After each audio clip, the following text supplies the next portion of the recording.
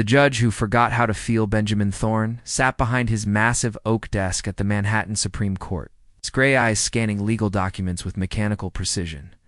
At 42, he was known as the Ice Judge, a man who delivered verdicts without a flicker of emotion. His colleagues whispered that he had a calculator where his heart should be. Outside his office window, New York City buzzed with life, but Benjamin noticed none of it. He lived in a world of facts, precedents, and cold logic. His penthouse apartment in Tribeca reflected this philosophy: minimalist furniture, white walls, and not a single photograph to suggest a human being actually lived there that evening. His longtime friend and attorney, Richard Patterson, entered his chambers with an unusual request. "Ben, I need you to consider something unconventional," Richard began. Adjusting his wire-rimmed glasses nervously, Benjamin did not look up from his papers. "I do not do unconventional, your grandfather's will. The inheritance clause. You need to be married by your 43rd birthday, which is 6 months away, or the entire estate goes to charity." "I am aware," Benjamin replied flatly. "I have decided to let it go." Shh, Richard leaned forward. "That is $20 million, Ben. The family estate in the Hamptons. Everything your grandfather built. Material possessions," Benjamin said dismissively. "There is a solution," Richard pressed on. "A contractual arrangement. I know someone who desperately needs financial help. Her name is Natalie Reed. Her mother has stage 4 cancer, and the medical bills are crushing her. You need a wife for legal purposes. She needs money to save her mother. Clean, simple, no emotions involved." Benjamin finally looked up. "You want me to pay someone to marry me? I want you to help someone while solving your legal problem. 6 months, then an annulment. Pure business. Against every instinct, Benjamin found himself agreeing. A daughter's desperate choice, Natalie Reed stood in the hospital corridor, her hands shaking as she read the latest bill. $40,000 for this round of chemotherapy alone. Her mother, Patricia, was inside that room fighting for her life. And Natalie was fighting a losing battle against mounting debt at 28. Natalie worked 2 jobs as a kindergarten teacher by day and a waitress by night. It was not enough. It would never be enough. She had sold everything of value, maxed out every credit card, and begged every family member for help. When Richard Patterson approached her in the hospital cafeteria with his proposal, her first instinct was to laugh in his face. "You want me to marry a stranger for money? That is insane." "It is a legal contract," Richard explained calmly. 6 months. You live in his home, appear as his wife publicly, and in return, all your mother's medical expenses are covered, plus $50,000 when the arrangement ends. Natalie stared at her cold coffee. What kind of man needs to buy a wife? The kind who needs to fulfill a legal requirement and has no interest in actual marriage. Judge Benjamin Thorne is not a bad man, Natalie. He is just someone who keeps the world at a distance. She thought of her mother's pale face, the way she whispered apologies for being such a burden. The answer formed before Natalie could stop it. "Okay, I will do it." The coldest wedding, the ceremony, took place on a Thursday afternoon at City Hall. No flowers. No music. No guests, except Richard as the witness. Benjamin wore his usual black suit, checking his watch twice during the brief proceedings. Natalie wore a simple cream dress she had bought on sale. Her hands trembled as she signed the papers that would bind her to this stranger. "I do," she said when prompted, her voice barely audible. Benjamin's response was crisp and emotionless. "I do." No kiss, no celebration. Just signatures and a marriage certificate that felt more like a business contract. The drive to his penthouse was silent. Natalie pressed her forehead against the car window, watching the city blur past and wondering what she had just agreed to. Rules of engagement. The penthouse took Natalie's breath away, but not in a good way. It was beautiful in a sterile, lifeless manner. Everything was white, gray, or chrome. It felt more like a museum than a home. "Your room is on the 2nd floor, 3rd door on the right," Benjamin said, not looking at her as he loosened his tie. "I have prepared a document outlining the arrangement." He handed her a folder. Natalie opened it with growing disbelief. The rules were typed in neat bullet points, Separate bedrooms at all times. No personal questions. Public appearances will be scheduled and brief. Meals will be taken separately unless otherwise required. No interference with each other's private lives. 6 months, then dissolution of marriage. This reads like a prison sentence, Natalie whispered. It is a clear agreement, Benjamin corrected. Clarity prevents complications. I am not a complication.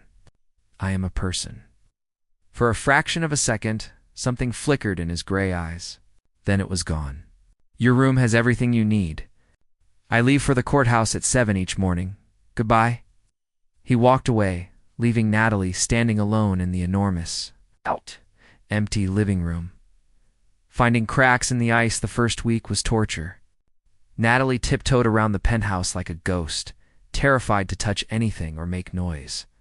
Benjamin left before she woke and returned after she had retreated to her room. They were two strangers sharing an address. It's nothing more. But on the 8th day, Natalie discovered something unexpected. She woke early and wandered onto the rooftop terrace, seeking fresh air and escape from the suffocating perfection below. There, she found a garden. Not a manicured, professional garden, but a wild, chaotic explosion of plants in various pots, tomatoes, herbs, even a small lemon tree. They were slightly overgrown, clearly tended by someone who cared but lacked time. Those are mine. Natalie jumped. Benjamin stood in the doorway, still in his running clothes, sweat dampening his gray t-shirt. She had never seen him in anything but suits. I am sorry, I did not mean to intrude. You did not. He walked past her to examine a basil plant. I started this years ago. I rarely have time anymore. Natalie watched him gently pinch off dead leaves. His movements were careful, almost tender. This was the first human thing she had seen him do. They are beautiful, she said softly. They are practical, fresh ingredients. But the way he touched the plants told a different story. These were not just ingredients. They were something he cared about, perhaps the only things he allowed himself to care about. I could help, Natalie offered. I grew up with a garden. My mother and I used to grow vegetables in our backyard. Benjamin straightened, his expression hardening again. That is not necessary. I know it is not necessary. But I would like to please. He studied her for a long moment. Natalie met his gaze, refusing to back down. Do not overwater the basil, he finally said. It prefers dry soil. It was not permission exactly. But it was not refusal either. As he walked away, Natalie smiled at the tomato plant. It was a small crack in his armor. But it was something unexpected moments. 2 weeks into the arrangement, Natalie's mother took a turn for the worse. The hospital called at 3 in the morning. Natalie flew out of bed, grabbing her coat, her heart hammering with panic. She ran straight into Benjamin in the hallway. What is wrong? His question was sharp, alert despite the hour. My mother. The hospital called. I need to go. She expected him to nod and return to his room. Instead, he grabbed his car keys. I will drive you. You do not have to. You are in no condition to drive. Let's go. The hospital was 40 minutes away. Benjamin drove with focused intensity, not speaking but not leaving her alone either. When they arrived, he walked her to the ICU and waited in the corridor while she sat with her unconscious mother. Hours passed. Dawn broke.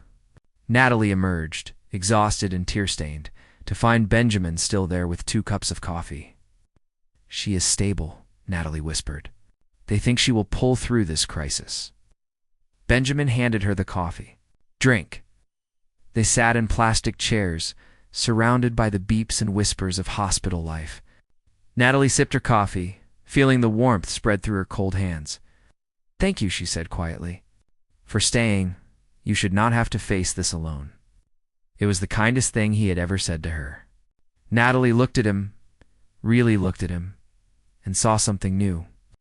Beneath the ice, beneath the careful control, there was a man who understood pain. Why do you keep everyone away? She asked, too tired to filter her words. Benjamin stared at his coffee cup. Because it is safer. Safer than what?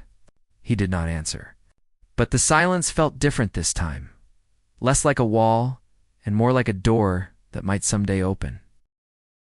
Small changes, big shifts the hospital night, changed something between them. Benjamin still kept his distance, still maintained his schedules and rules. But now there were small cracks showing through. He started leaving fresh coffee for Natalie in the morning. Not making it together, not sharing breakfast, but acknowledging she existed in his space. She would find the pot warm, a clean mug set beside it, and a small note. Hospital called. Your mother had a good night. Natalie responded by tending his rooftop garden with genuine care. The plants flourished under her attention. She added small touches, wind chimes that sang softly in the breeze, a comfortable chair where someone could sit and think, colorful pots that brightened the space. One evening, she found Benjamin on the rooftop. Standing among the plants as the sun set over Manhattan, he looked different somehow, less rigid in his casual clothes, his tie discarded somewhere inside. The tomatoes are producing well, he observed. Not looking at her. They needed pruning and better support, Natalie replied, moving to check the basil. Plants grow better when they have something to lean on. Do they? His tone suggested he was not just talking about plants anymore. Natalie straightened, meeting his gaze. Yes, we all do. The moment stretched between them, loaded with things neither could say. Then Benjamin cleared his throat and walked toward the door. Dinner is at 7. I thought perhaps we could eat together tonight. For appearances, in case Richard stops by? Natalie smiled. Of course. For appearances, they both knew Richard was not coming. Dinner and Discovery's that first shared dinner was awkward. They sat at opposite ends of Benjamin's long dining table, the silence broken only by the clink of silverware against china. Benjamin had ordered takeout from an expensive Italian restaurant. Still unable to fully commit to casual domesticity. Your mother is responding well to the new treatment, Benjamin said finally, cutting his pasta with surgical precision. You've been checking on her? Natalie asked, surprised. I have contacts at the hospital. I simply inquired. That was kind of you. He looked uncomfortable. It was practical. If something went wrong, I would need to know. Natalie hid her smile. He could frame it as practicality all he wanted, but she was beginning to see through his defenses. Tell me about your garden, she said, changing the subject. When did you start it? Benjamin set down his fork, his expression distant. 5 years ago? After my engagement ended, as the words hung in the air. This was the first personal thing he had ever shared. What happened? Natalie asked gently. He was quiet for so long she thought he would not answer. Then, slowly, he began to speak. Her name was Carolyn. We met in law school, dated for 3 years, got engaged. I thought we understood each other. I thought she knew who I was. He paused, his jaw tight. 2 weeks before the wedding, I came home early and found her with my law partner. They had been having an affair for months. Benjamin, I am so sorry. Do not be. It taught me a valuable lesson. His voice hardened. Emotions make you vulnerable. Love is just another word for potential pain. Better to keep things transactional, clear, controlled. Natalie felt her heart break for him. So you've built walls. I built protection. No, she said softly. You built a prison, and you locked yourself inside. Benjamin stood abruptly. This conversation is over. He left the table, left the room. Left Natalie sitting alone with 2 half-eaten meals and a better understanding of the man she had married. Late night conversations, but something had shifted. The door Benjamin had slammed was not locked anymore. Late that night, unable to sleep, Natalie went to the rooftop garden. She found Benjamin already there, sitting in the chair she had placed among the plants, staring at the city lights. I did not mean to upset you earlier, she said quietly. You did not upset me. You stated an obvious truth. He gestured to the empty chair beside him. Sit, Natalie sat. The night air was cool, carrying the scent of basil and jasmine. After Caroline, I convinced myself that feeling nothing was strength, Benjamin continued, his voice low. I threw myself into my career. I became the judge everyone fears because fear is respect without the complications of actual connection. But you started this garden, Natalie pointed out. A moment of weakness. I needed something living around me, something that would not betray me. He touched a tomato leaf gently. Plants are honest. You give them what they need, they grow. You neglect them, they die. No lies, no hidden motives. Is that why you agreed to this arrangement with me?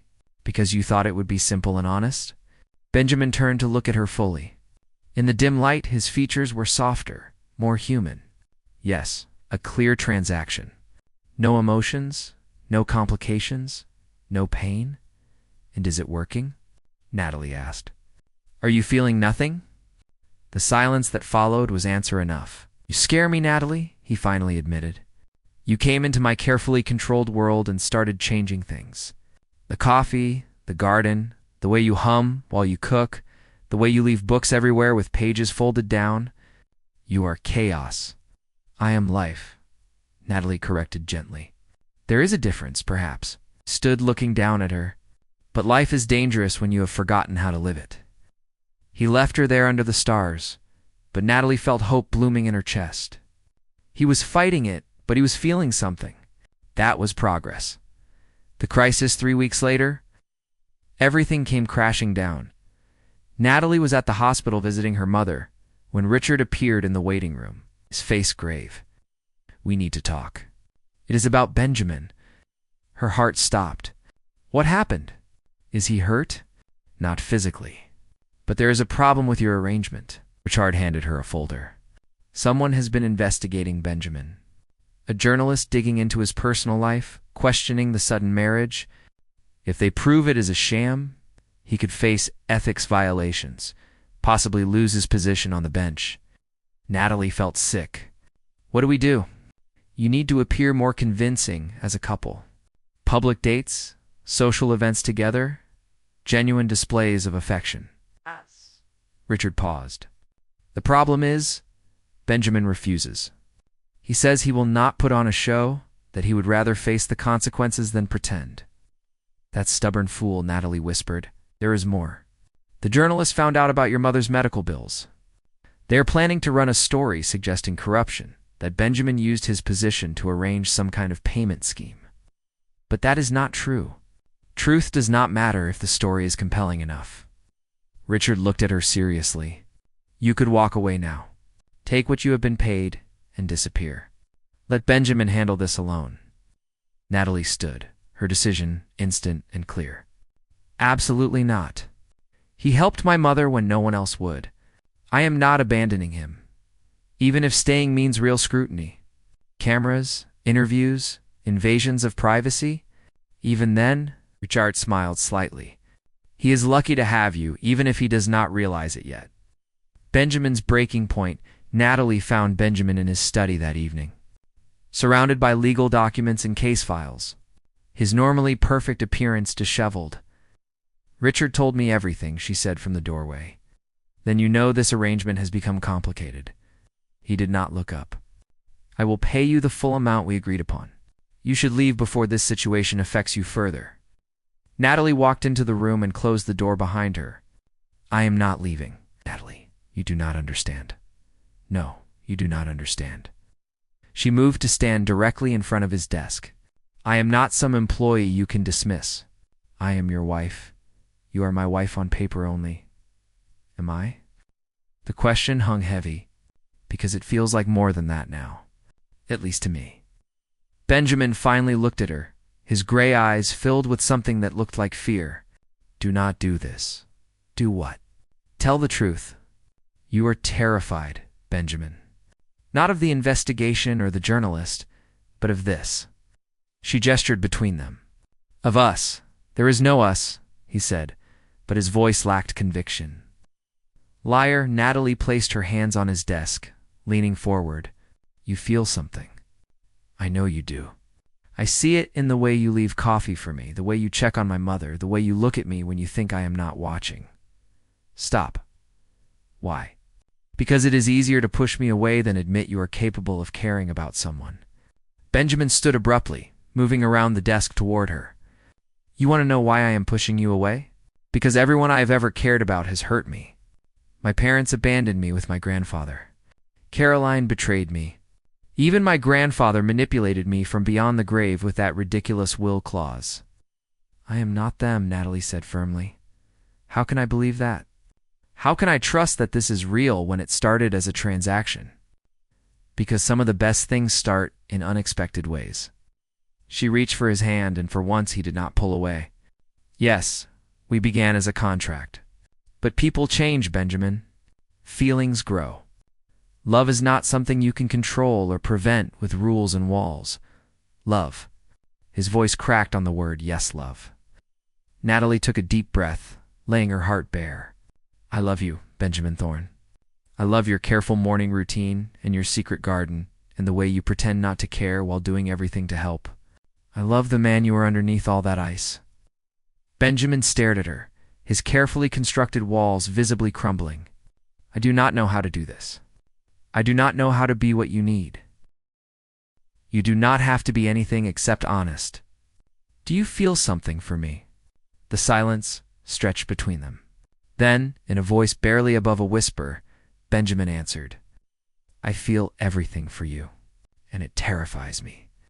Natalie stepped closer, closing the distance between them. Then be terrified with me.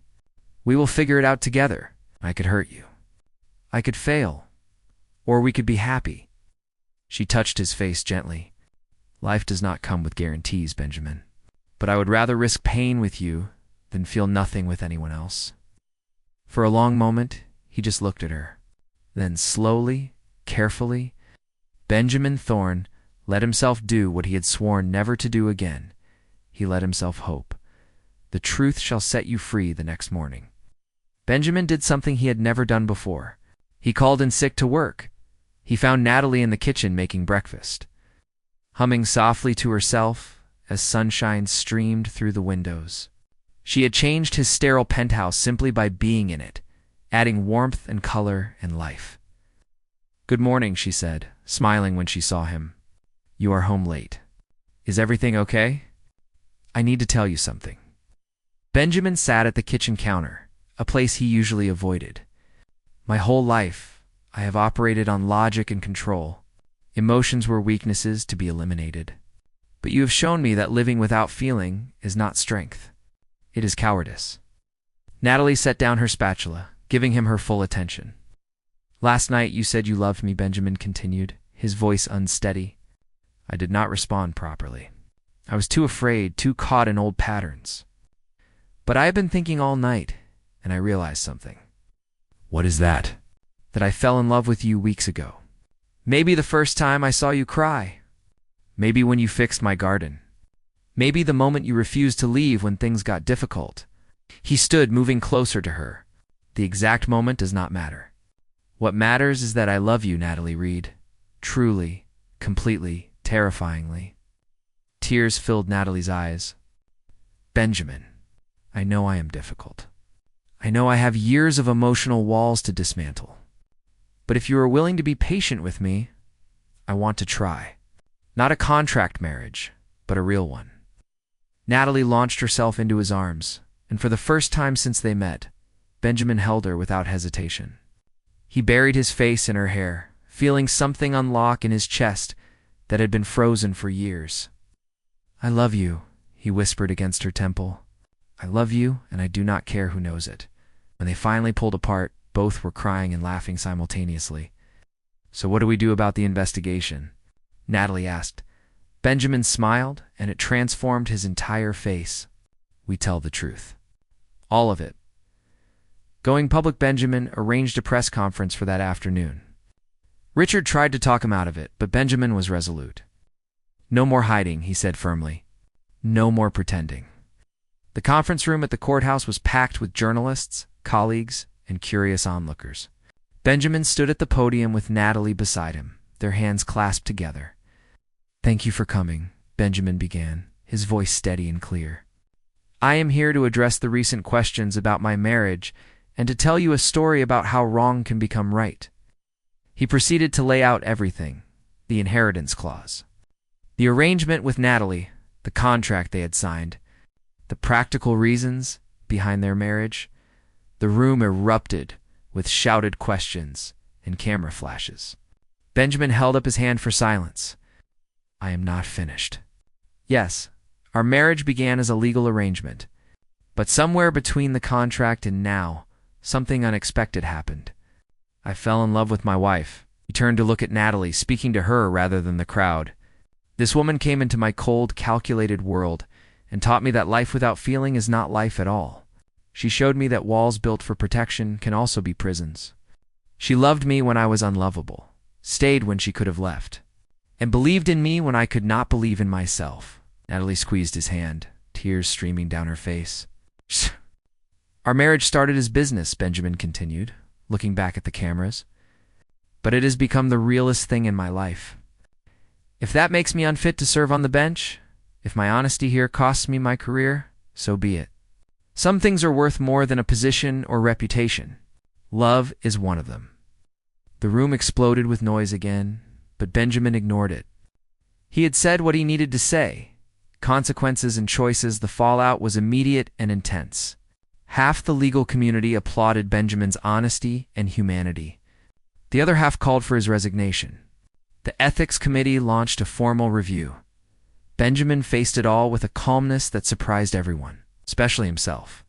Win or lose his judgeship, he had Natalie. That made everything else bearable. 2 weeks later, he sat in his penthouse office with Richard, waiting for the committee's decision. "Whatever happens, I am proud of you," Richard said. "You did the right thing." "I did the only thing," Benjamin corrected. "I chose love over fear. That should always be the right thing." His phone rang. "The committee chairman?" Benjamin answered, his expression neutral as he listened. When he hung up, Richard leaned forward anxiously. "Well, they cleared me. No ethics violation. The chairman said my honesty and the genuine nature of my current relationship demonstrated integrity, not corruption." Benjamin stood, moving to the window overlooking the city. "I keep my position." "That is wonderful," Richard exclaimed. "It is," Benjamin agreed. "But if I had lost it, I would still have won the only thing that truly matters, a real wedding 3 months later."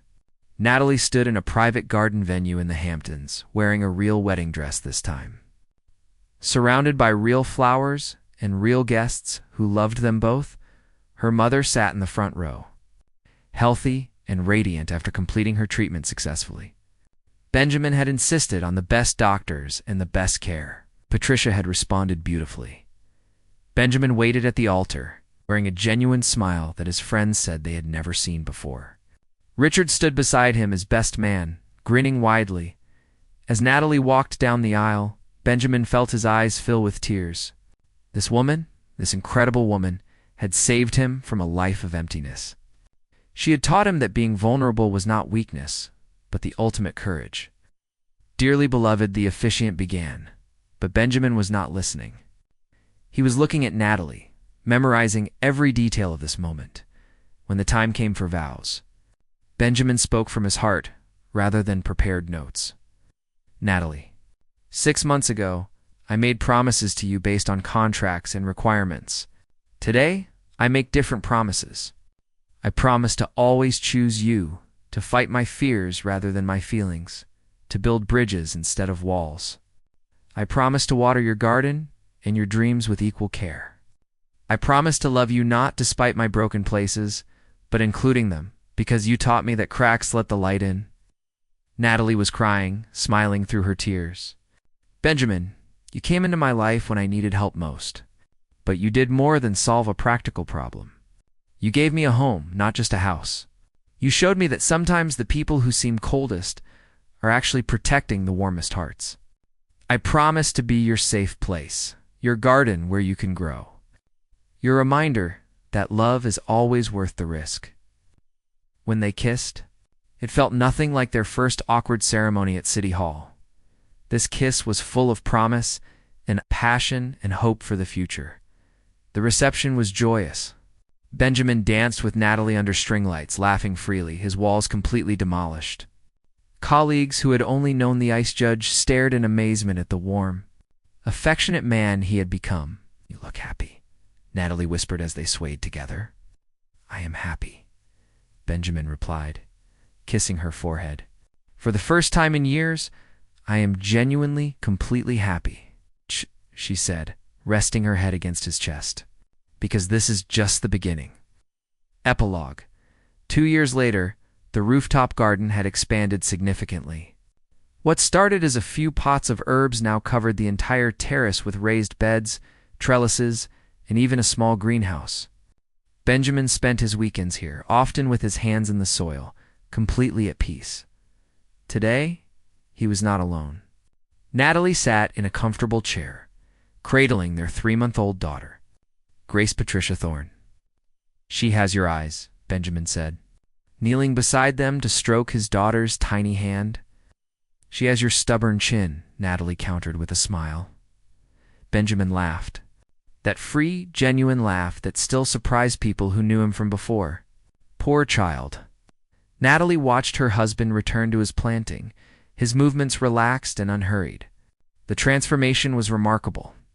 The man who once measured everything now understood that the best things in life could not be quantified. His career had flourished after the scandal passed. He was known now not as the ice judge, but as the fair judge, someone who balanced law with humanity. He had expanded his pro bono work, helping families who could not afford legal representation. Inspired by his own experience with unexpected grace, "Benjamin," Natalie called softly. He looked up, dirt on his hands, love in his eyes. "Yes. Do you ever regret it? The way we started?" He set down his trowel and came to sit beside her, wrapping his arm around both his wife and daughter. "Never. Not for a single moment." He kissed Natalie's temple. "You know what I realized? The universe has a strange sense of humor. I spent years building walls to keep pain out, but I also kept joy out. Then you arrived through a contract, a transaction, the very thing I thought would be safe and emotionless. And instead, you demolished everything I thought I knew about safety and showed me that real security comes from connection, not isolation." "That is very profound for a Saturday morning," Natalie teased. "I learn from the best." Benjamin touched his daughter's cheek with one gentle finger. "Besides, I want Grace to grow up knowing the truth, that love can bloom in unexpected places, that mistakes can become miracles, that sometimes the walls we build to protect ourselves are actually preventing us from living." Grace yawned, her tiny face scrunching adorably. Benjamin's expression softened further, something Natalie would have thought impossible. "God, you are going to be an amazing father," Natalie said. "I am going to try," Benjamin replied. "That is all any of us can do. Try, fail, learn, grow, and love through all of it." They sat together in comfortable silence, surrounded by growing things and bathed in sunshine. Below them, New York City hummed with millions of lives, millions of stories, millions of chances for redemption and transformation. Benjamin thought back to the man he had been just 2 years ago.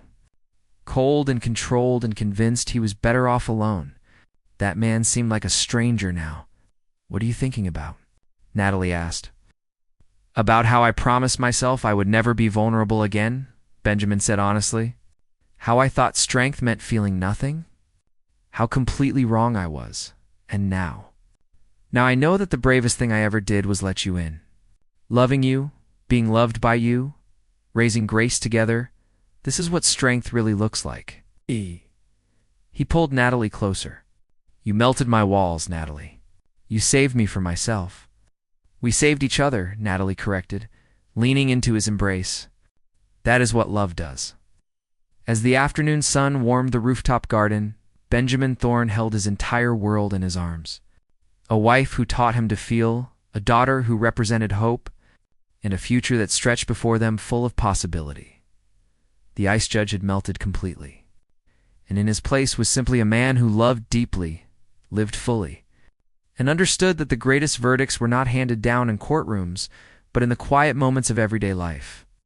"Thank you," Benjamin whispered. "For what?" "For refusing to give up on me, for seeing something worth saving, for teaching me that contracts can turn into commitments, arrangements can become authentic, and business can become the greatest love story of my life." Natalie smiled, kissing him softly. "Best decision I ever made." Grace stirred in her mother's arms, making small, contented sounds. Benjamin watched his daughter, this perfect tiny human who existed because he had taken a chance on vulnerability. The garden around them flourished, proof that with proper care and attention, even the most barren spaces could bloom. Benjamin had learned that lesson in soil and seeds before applying it to his own heart. "Shall we go inside?" Natalie suggested. "Grace needs her afternoon nap," the moment Benjamin said, not ready to leave this perfect scene. "I just want to remember this. The three of us together, happy. I spent so many years convinced happiness was not meant for me. Now I understand that happiness is not something you find or deserve. It is something you choose every single day. I choose you, Natalie. I choose this life. I choose love over fear, feeling over safety, connection over control." They went inside together, a family built on the rubble of broken walls and healed hearts. Behind them, the garden swayed in the breeze, growing stronger with each passing day. Just like the love that had transformed them both, the judge who promised no feelings, just business, had learned the greatest lesson of all, that feelings were the business of being truly alive. And for Benjamin Thorne, life had never been more beautiful.